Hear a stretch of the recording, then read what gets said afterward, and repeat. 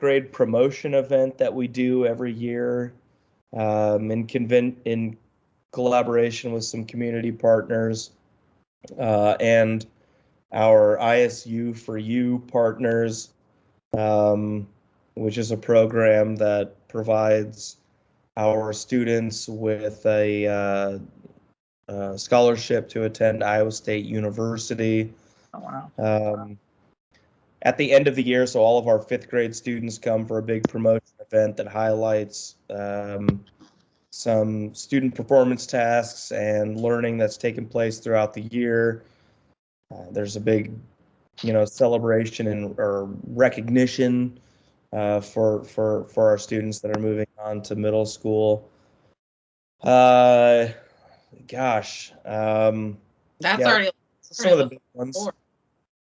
You guys are doing a lot. I like the connection to literacy, and that's a really creative use of title funds.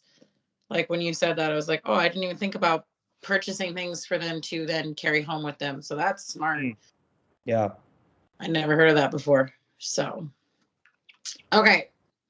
So now we're in our second recording. Sorry about that. My husband's computer can't handle the juice of Teams. You're all good. They're a Zoom school. Do you have any way to gather feedback from parents that provide some direction for your programs, policies, changes, or etc.? And if so, what are those methods and how often do you gather them? We're constantly gathering parental feedback in the way of close communication with our families via our teachers and administrative staff. It's really ongoing. It's phone calls on a daily basis. It's connects blasts. It's social media interaction. It's analysis of our,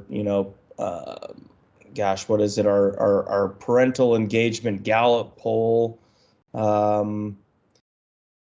We have a really diverse population that includes communities for whom their first language, is any one of 30 different languages. So it's challenging to have an across-the-board sort of mechanism to gather that parental feedback. So it really just comes down to establishing close relations and partnerships with parents and families through teachers and through our engagement events. Right. Do parents have any role in decision making in your school?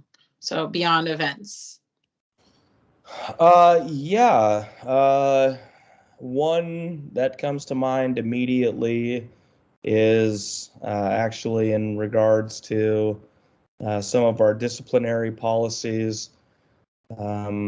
In the event that a student, violates or comes up against a behavioral violation, we always seek parental feedback on how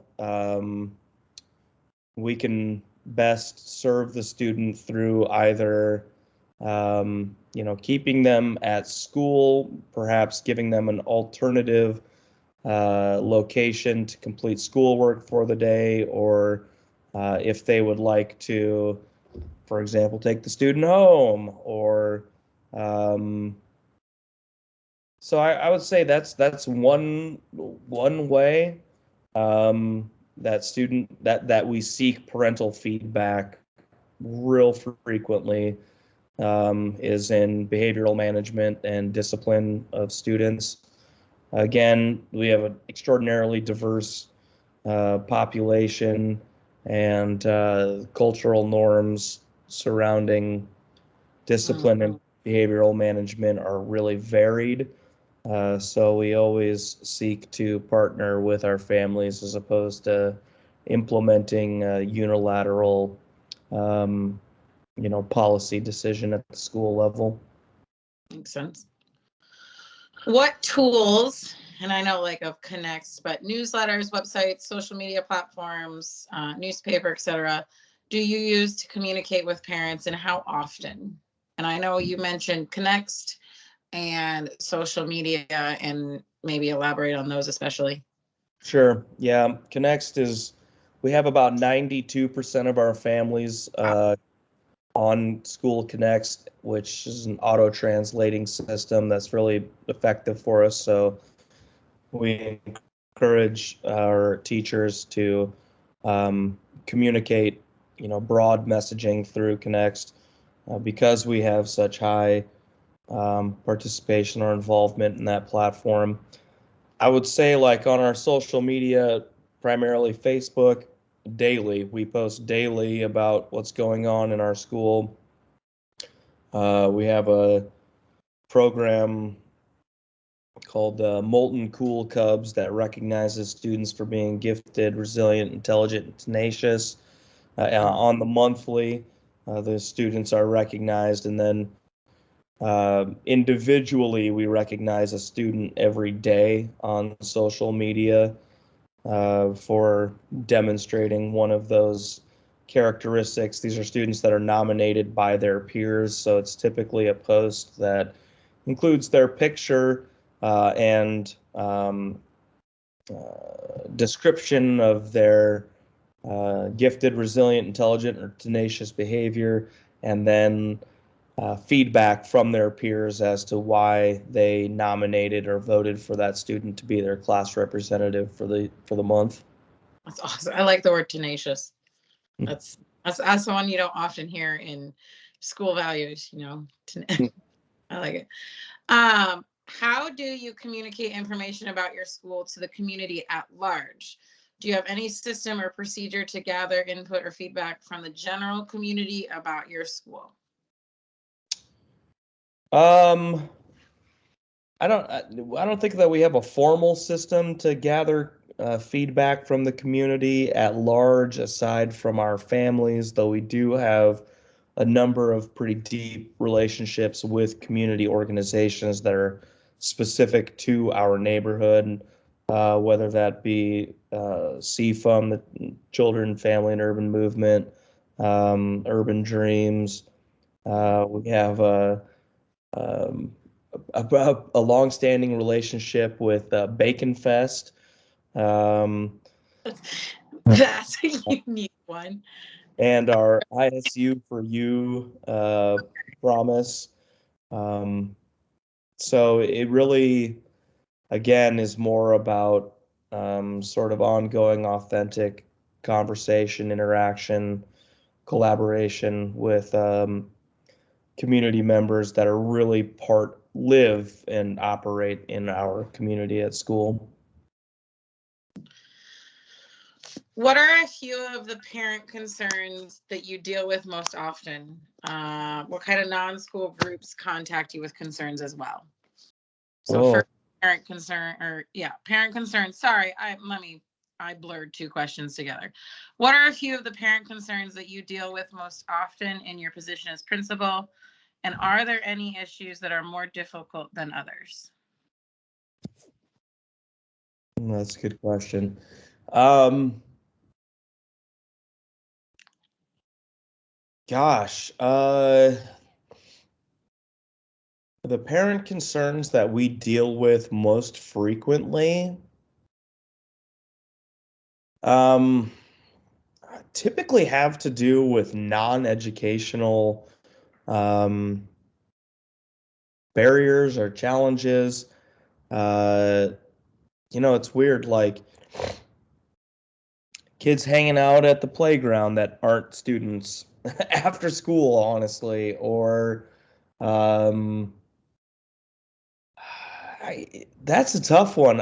We honestly, we don't field a ton of um, consistent parent concerns. I mean, there are always parent concerns, but I have a hard time picking out like a theme that would be specific to one concern.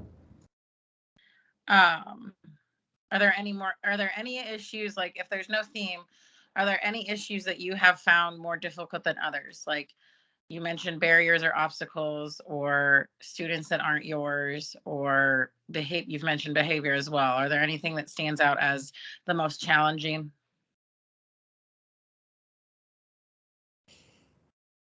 Um, I mean, the ones that are most challenging, I think are challenging to our administrative staff personally, and they're really it's not about, again, a common theme, but about specific students that are demonstrating a really high level of need. So, um, providing appropriately safe and educational or efficacious learning environments for students that have really profound behavioral or cognitive or physical need that our system, not really specific to Molten, but our system in general is not super well equipped to handle. So, for example, a student that has some very high psychological and cognitive and behavioral needs that could include, you know, medical, therapeutic services that we do our best to provide for in-house, but for which we are ultimately, I think, ill-equipped. I liken it to uh, having to try and jam like a hexagonal peg through a triangular hole. We're just not equipped with a lot of the experience and resources that would be required to meet, the needs of some of our students. That makes sense. We do our best, though. We walk. We have them in school every day. We do our best. I imagine, yeah, I can relate. So then that was the next question that I blurred together. What are the few of the community issues or concerns that you deal with most often, and what kind of non-school groups contact you with concerns or feedback, if any? Uh, we don't really have too many non-school groups contacting us with concerns. We do get non-school groups contacting us with a desire to support the community. So, like, again, CFUM or Urban Dreams, the Grub Y, YMCA, um, reaching out, local churches, organizations asking us how they can best support our students.